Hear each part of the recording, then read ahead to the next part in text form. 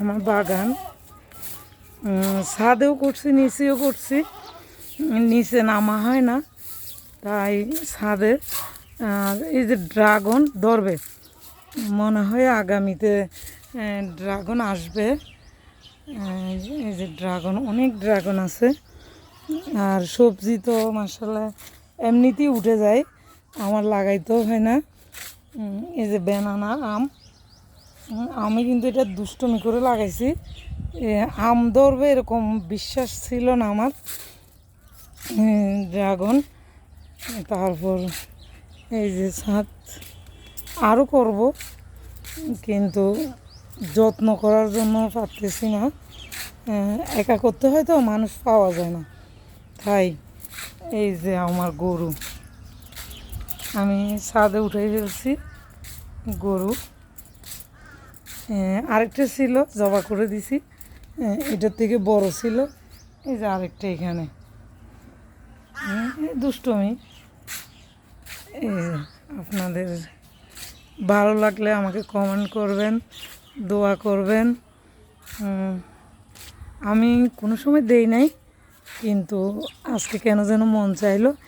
তাই এটাও বেনানা অনেকগুলো ছিল, কিন্তু ওই গরু ছুটে সব খেয়ে ফেলছে। ফুল ফুটে কিন্তু এগুলাতে অনেক ফুল ফুটে সকালবেলা।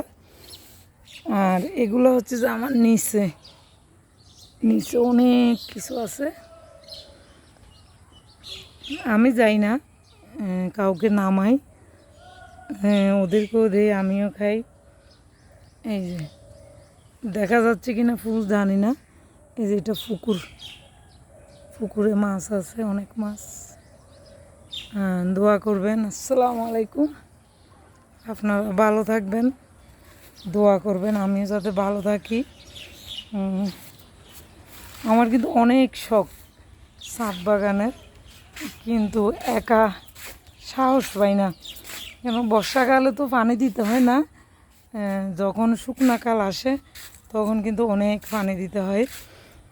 আমি একদম ক্লান্ত হয়ে যাই, তাই অত বড় করতেছি না, তাও অনেক আছে, 200-র উপরে আছে। দোয়া করবেন যাতে আমি আরও ভালো কিছু করে আপনাদেরকে দেখাইতে পারি। এগুলা আবার সরাইতে হবে আর একটু, অনেক হয়ে গেছে একসাথে। আমি যখন বিদেশ যাচ্ছিলাম তখন কিন্তু এগুলা ছোটো ছিল, এখন অনেক ঘন হয়ে গেছে। এগুলা কিন্তু আমাকে আবার টেনে টেনে একটু দূরে দূরে রাখতে হবে। এই যে একটার সাথে একটা লেগে গেছে। দোয়া করবেন। আসসালামু আলাইকুম।